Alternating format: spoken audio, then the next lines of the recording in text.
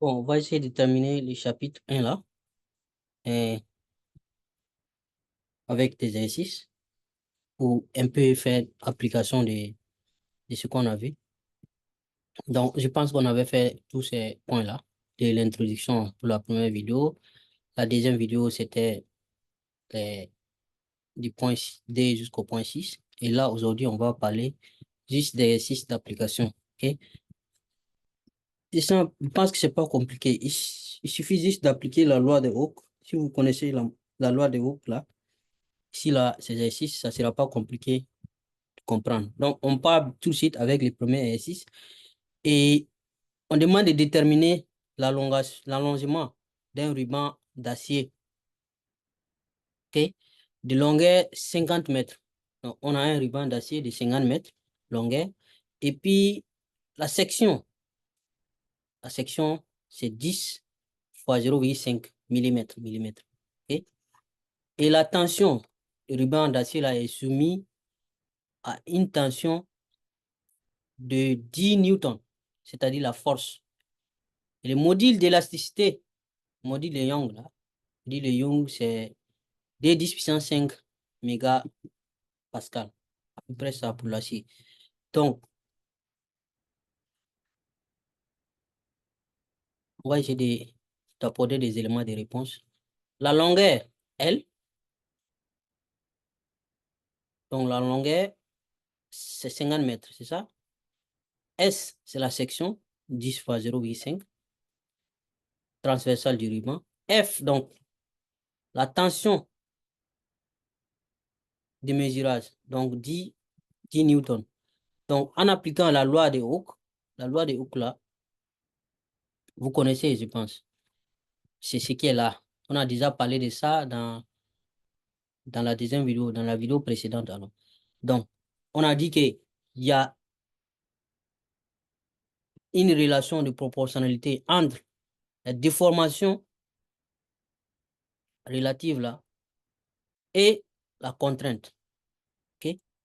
Et cette formule est là. Contrainte égale à module de Young multiplié par déformation. Et c'est ce qui est écrit ici, c'est la première relation qui est là. OK? Maintenant, ici, là, déformation, là, ça fait l'allongement sur la longueur totale. Et c'est ce qui est même écrit ici. Et la contrainte, c'est la force divisée par la section. C'est ce qui est écrit ici. Donc, ce que nous voulons, c'est ça. L'allongement. Déterminer l'allongement. C'est ce que nous voulons. Donc, le delta L, là, c'est ça que nous voulons. Donc, vous allez voir que si vous remplacez ici la déformation là, par cette formule, c'est-à-dire ici, et la contrainte là par F sur S, ici, vous allez pouvoir tirer facilement votre delta L. Donc, j'ai remis les formules là ici en haut, ok, pour qu'on puisse continuer avec ça. Donc, déterminons donc l'allongement là. Si vous remplacez, vous allez avoir ça. Vous remplacez tous ces valeurs-là, la déformation, la contrainte, dans cette formule. Ici, donc, vous allez avoir F sur S. Et là, vous allez avoir delta L sur L. Donc, quand vous faites produit croisé, vous pouvez tirer, vous allez avoir ça. Ça, quand même, c'est basique, je pense. Donc, vous pouvez avoir l'allongement de la barre du ruban d'acier sous la charge de 10 newtons. OK? Il suffit là maintenant de faire l'application numérique. L multiplié par F. OK? Donc, et en bas, on a S. S, c'est 10 fois 0,5. Il faut juste faire attention aux unités. Les différentes unités là, il faut faire attention. Voilà, 10 puissance 6. Donc, après avoir converti, si vous faites les conversions, hein, il faut convertir. Voyez, vous voyez ici, les sections là sont en millimètres. Donc, si vous voulez, vous devez convertir ça en mètres. Ça va faire quoi? 10 puissance moins 3 ici, 10 puissance moins 3 ici. Donc, il faudra faire attention. OK?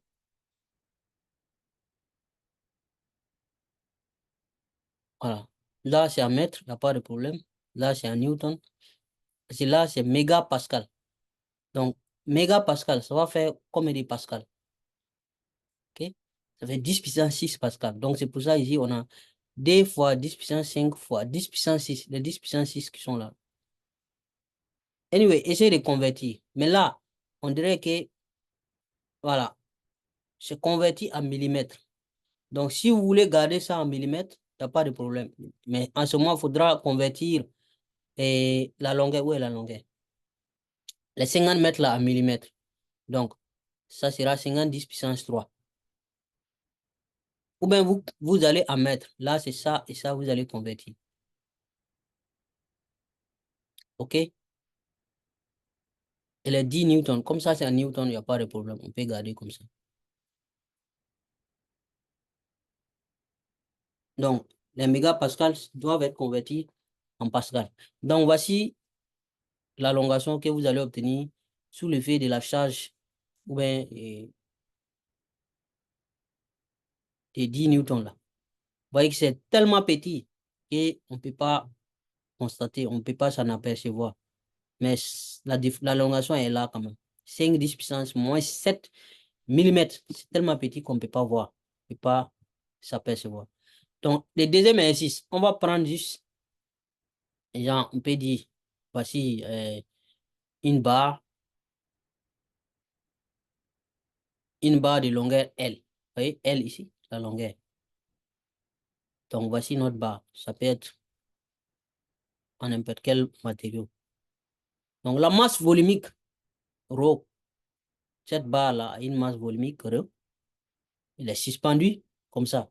Donc, sous son poids propre. La seule force qui va agir sur notre barre ici, c'est le poids propre de la barre. On demande donc de déterminer son allongement sous l'effet de son propre poids, en connaissant donc son module d'élasticité.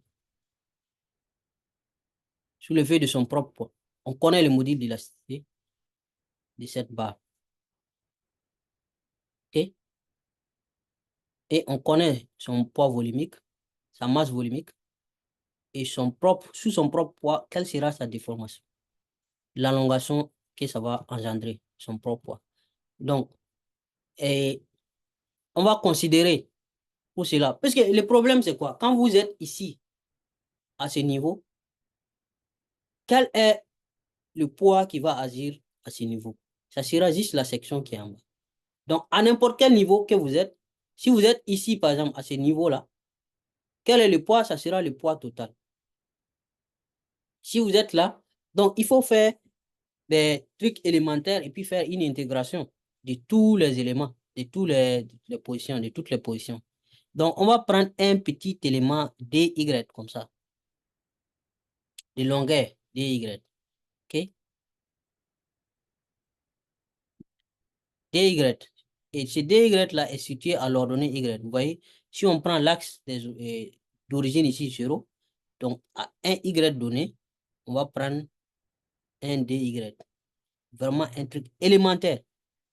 OK? Donc cet élément-là, élémentaire-là, sera soumis à une tension Fy. Quelle sera la tension?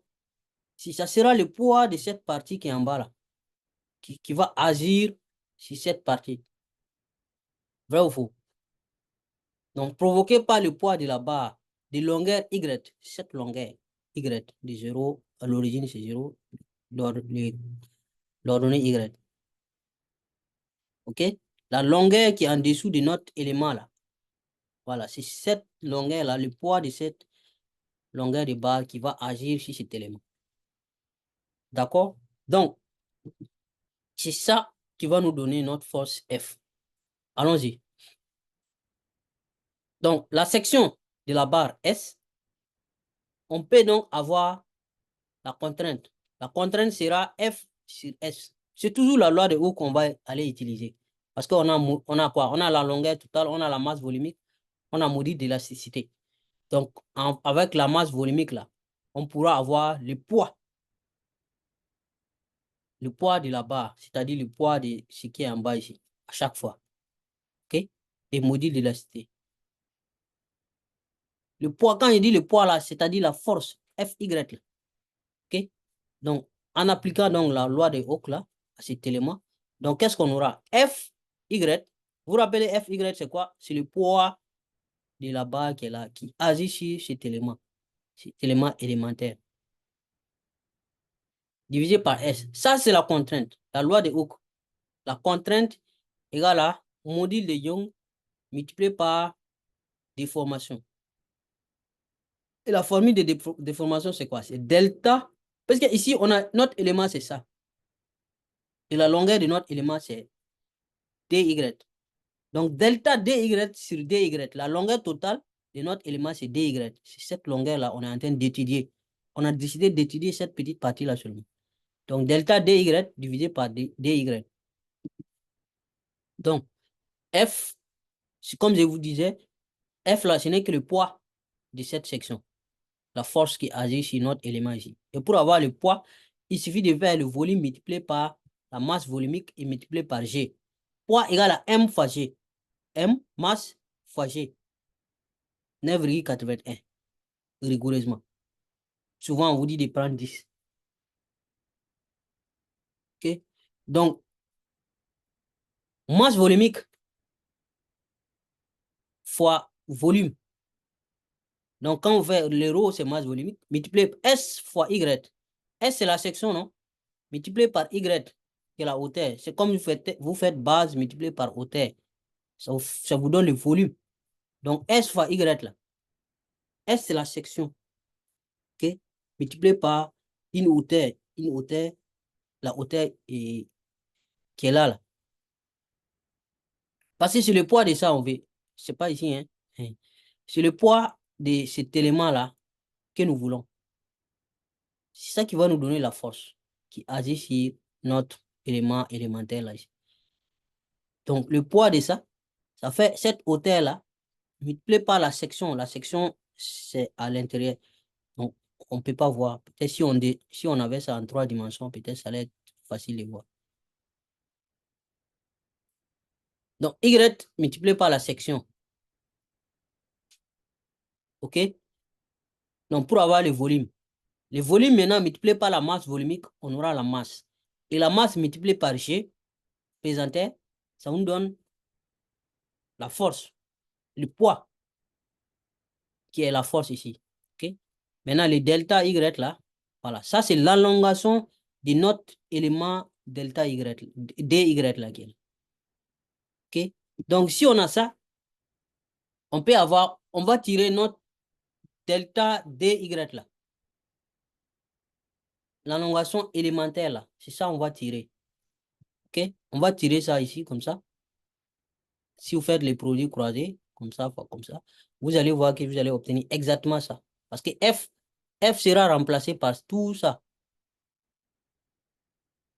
OK? Voilà. Vous allez voir que les S là vont se simplifier. S ici, vont se simplifier. Et donc,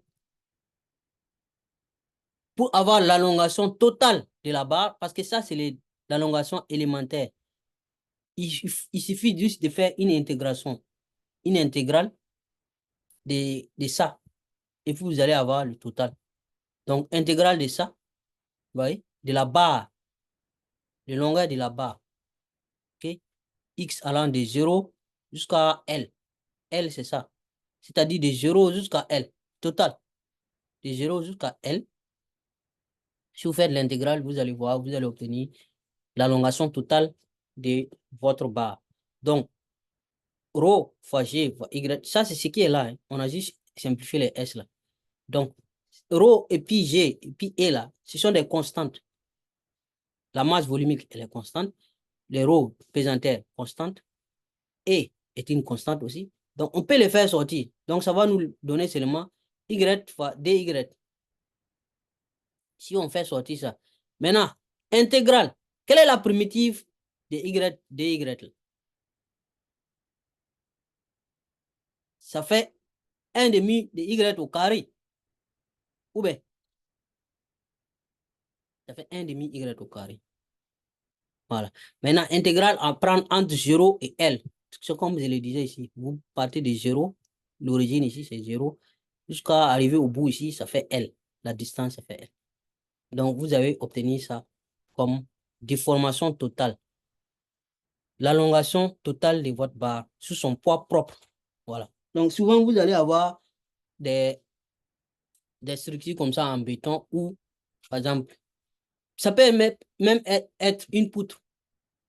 Une poutre comme ça, mais qui est sortie du plancher. Ou bien, souvent, vous avez l'habitude de voir ces genres de poutres.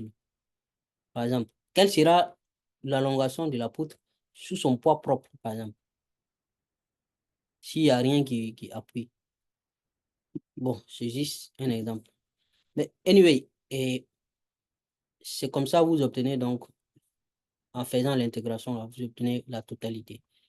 On passe à l'exercice numéro 3. Là, maintenant, l'exercice numéro 3 nous dit on a deux barres prismatiques, c'est-à-dire sous forme de prisme. Deux barres qui sont fixées rigidement ensemble.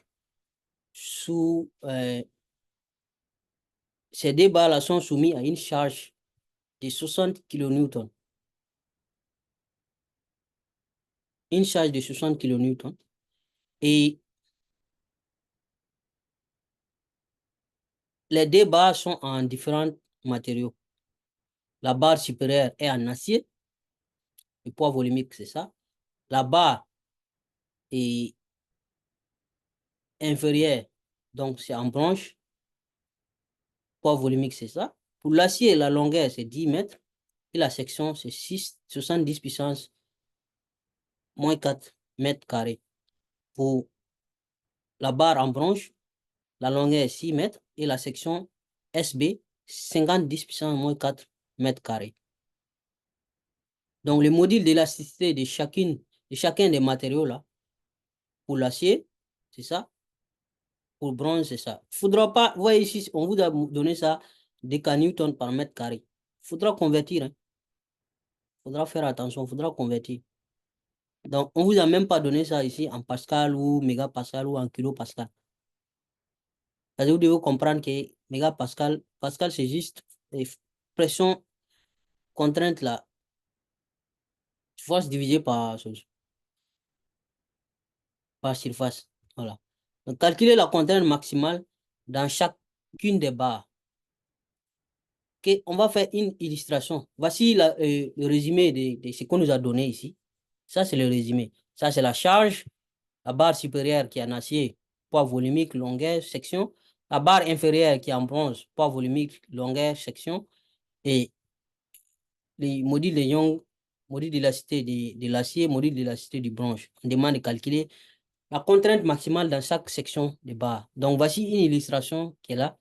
Donc, voici la barre supérieure qu'on a dit qui est en acier, c'est ça? Voilà. Donc, la longueur, 10 mètres, c'est ce qu'on a dit. Poids volumique, 70 kN par mètre cube. C'est ça le poids volumique de l'acier. OK? Et ici, la section B' ici. Cette section, ou bien n'importe où, 60, 10 puissance moins 4 mètres.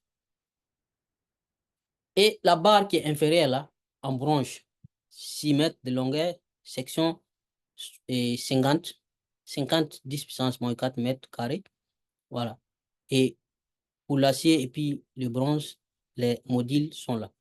OK? Et la charge c'est 60 kN qui agissent ici. OK?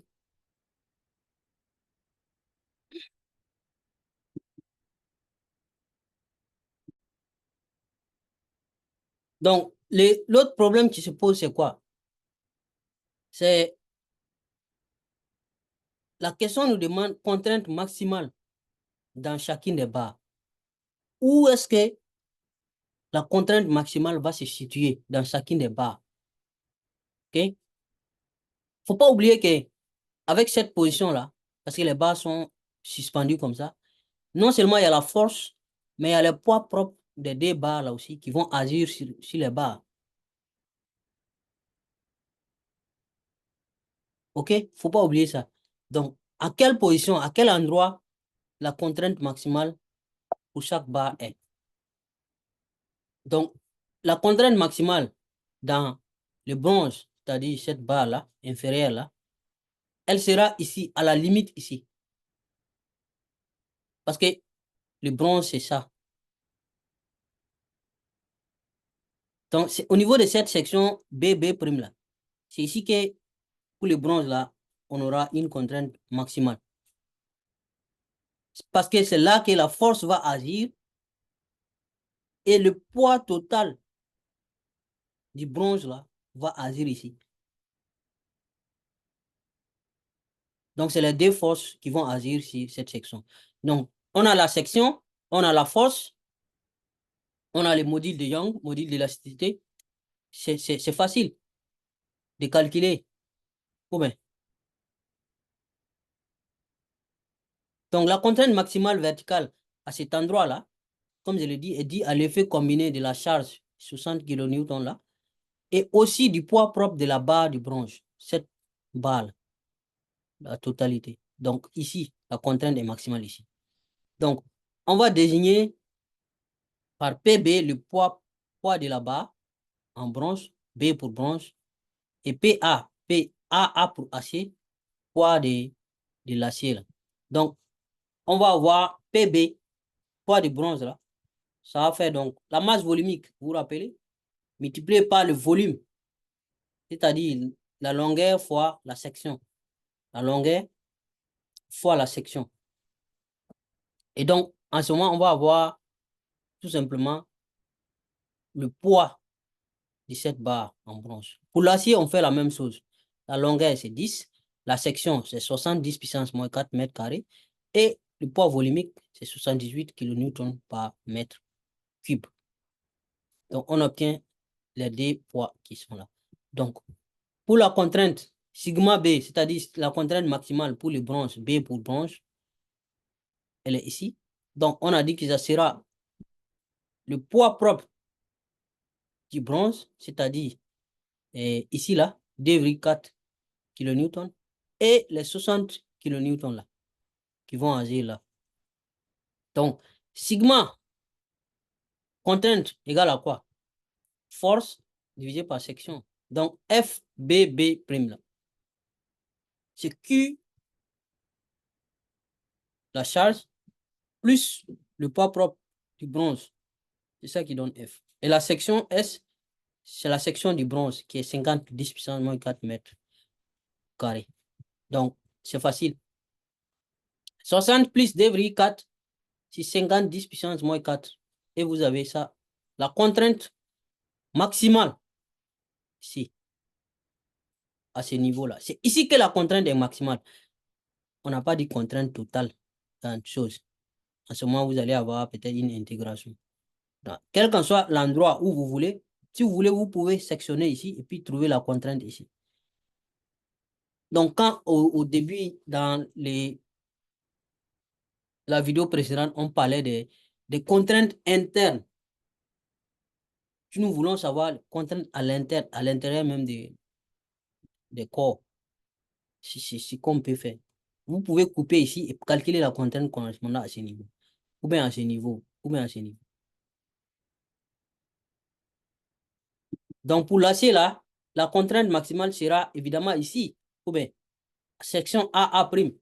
En ce moment, ça sera donc,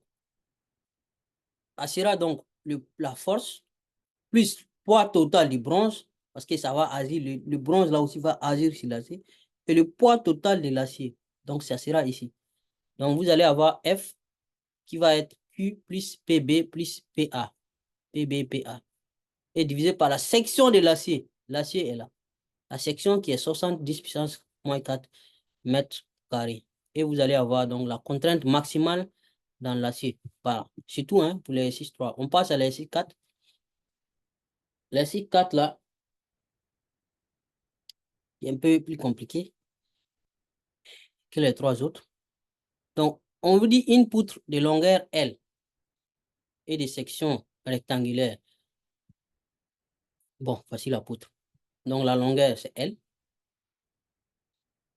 OK? La section, on ne voit pas la section ici. Peut-être la section, si vous coupez quelque part.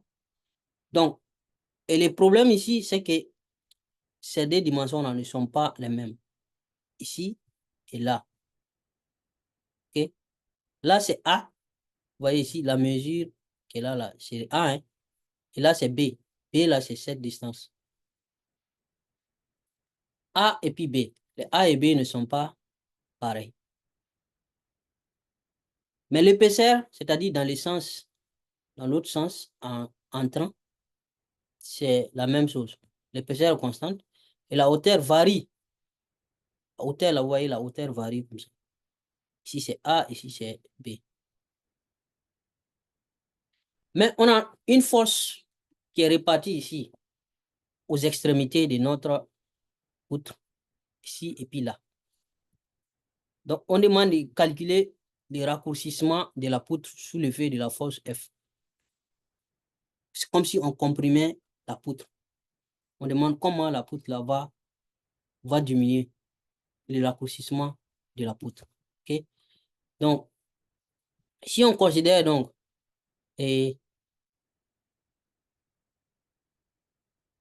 la longueur, c'est L, l'épaisseur E, l'épaisseur en allant dans le sens entrant, le module d'élasticité est majuscule, soit H, la hauteur de la poutre en A, et H', la hauteur de la poutre à l'extrémité B.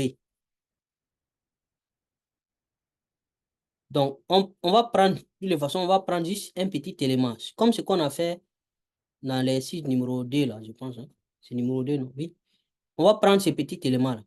Donc, le débit, c'est là. L'origine, 0. Là, c'est X. X, puis X plus delta et D de X. X plus DX.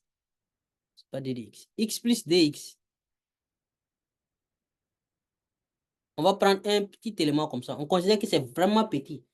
De telle sorte que c'est comme si, ici, on a fait ça grand pour que vous puissiez voir, mais en réalité, c'est élémentaire. C'est comme si c'est même distance ici et ici. OK? Donc, on va calculer le raccourcissement delta dx de cet élément-là. Et si on calcule ça, on aura trouvé, on pourra donc juste faire, comment dire,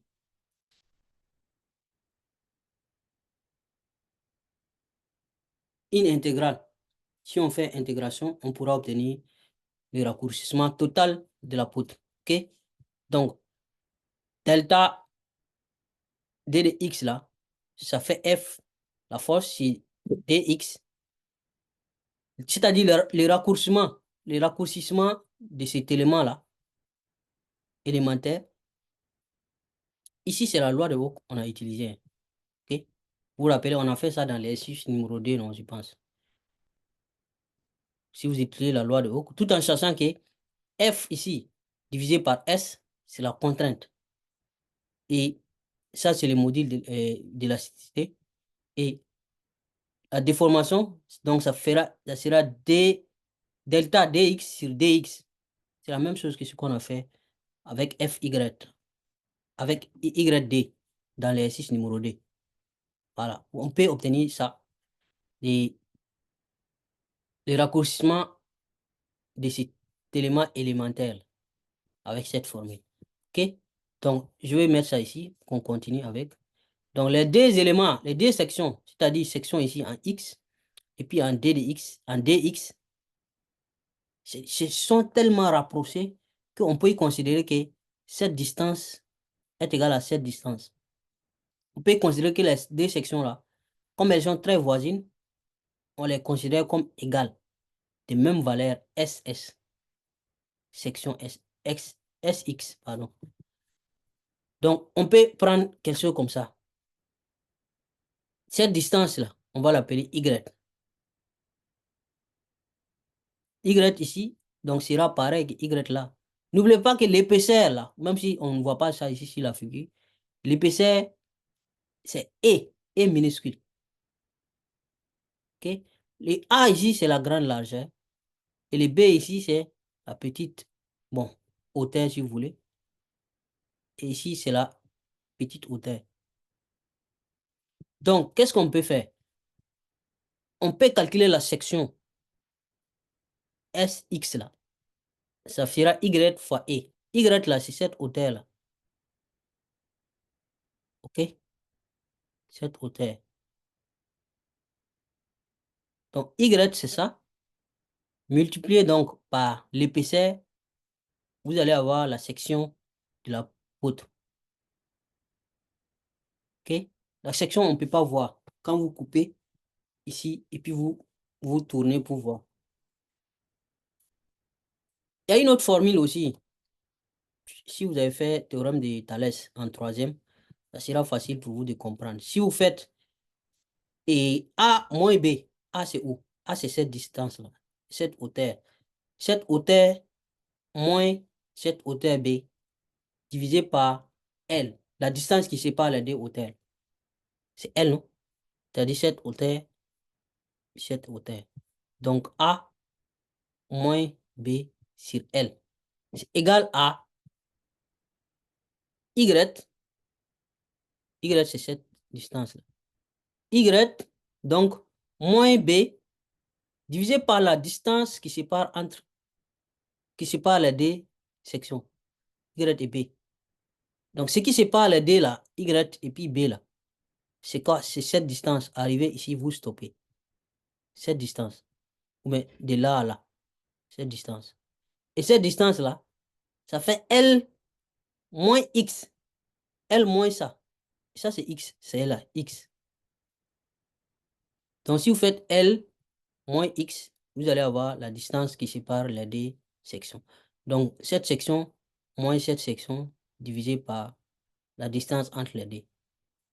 Donc, on peut poser cette égalité-là sans problème. Ça, c'est mathématique élémentaire. Donc, de là, là, nous, ce qui nous intéresse, c'est tirer Y.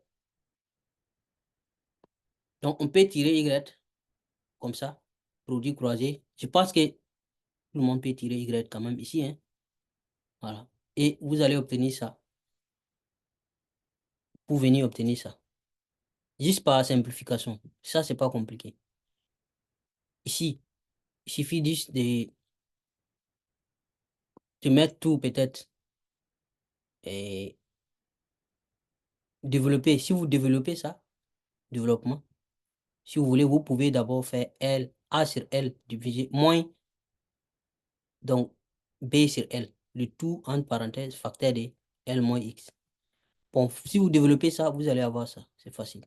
Et là maintenant, euh, de là à là, il faut réduire au même dénominateur. Vous allez voir que les A là sera multiplié par L. A, L. OK?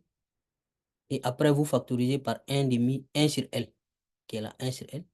Donc, on va avoir A sur L. Et B moins A, facteur de X. Voilà, lui, il prend ça. Donc, on peut dire que ça, c'est notre Y là, qui est là. OK? Donc, on va remplacer le Y qui est là, dans la formule de S, là, de la section, là. On va remplacer par ce Y. Donc, S, donc, va être, donc, juste le E là, multiplié par notre Y qui est là. Donc, E, voici ce qu'on a. D'accord? Donc, voici notre section S et la formule. Donc, pour obtenir les delta dx, là, ok? Ça sera ça. Je retourne pour vous montrer. J'aurais dû amener ça ici. F ici, sur S là. Bon, on va ramener ça et ici. Next. Something like this.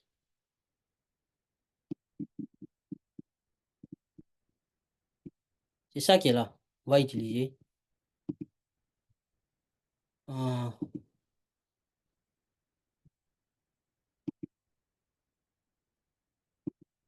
OK. Donc, F, ça là. On va juste remplacer les S là. SX là. Par sa formule ici. Ou bien, pas compliqué ça.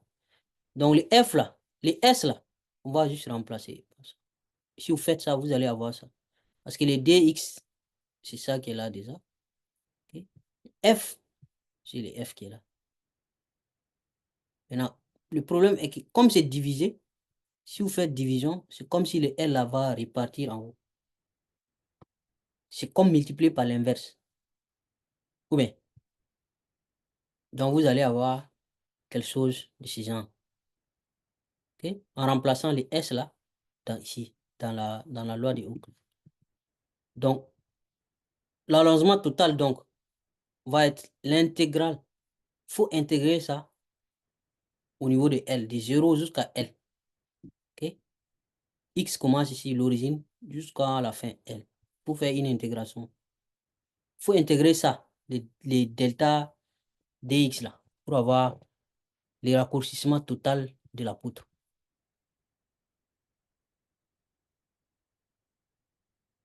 Donc, c'est ça qu'il faut. On peut faire sortir toutes les constantes.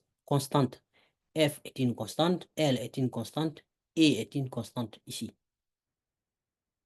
Et même ces petits E là aussi. Donc, c'est ça qu'on a fait ici. Il va nous rester ça seulement. Dx, AL plus B moins A facteur de X. C'est ça, c'est l'intégrale de ça qu'il nous faut.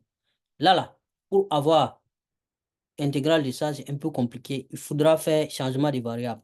Mais ça devait juste un problème de mathématiques, analyse de terminale, de lycée. Hein. Ça devient facile maintenant. Donc, ce qui nous ramène donc simple solution du problème d'analyse. Donc, il faut faire donc changement de variable. On va poser que U égale à tout ça. OK? Le dénominateur qui est là, U égale à ça. OK? Donc, de DU, 2i sera quoi en ce moment? Si vous, si vous faites, vous allez avoir, puisque ça, c'est une AL, c'est une constante. Si vous dérivez, ça va faire 0. Donc là, ça va faire ça, d de x. C'est ça le 2u, d de x. Donc dans ça, là, vous pouvez tirer votre d de x là facilement. Dx là, qui est là, là. Si vous tirez dx pour remplacer ici, vous allez avoir dx égale à 2u, 2u sur b moins a, ou bien. Donc, notre intégrale qui est là, là, on peut ramener ça comme ça. Vous vous rappelez dx là, on tire dx ici, ça va faire 2u sur b moins a. Donc, on remplace dx par sa valeur. OK? Ça fait 2u sur b moins a. Maintenant, ça là, le dénominateur là, ben, c'est ça qui est u là. Tout ça qui est u. Donc, on a juste mis u ici. Donc, ça nous revient à intégrer ça. Et là aussi, on a une constante.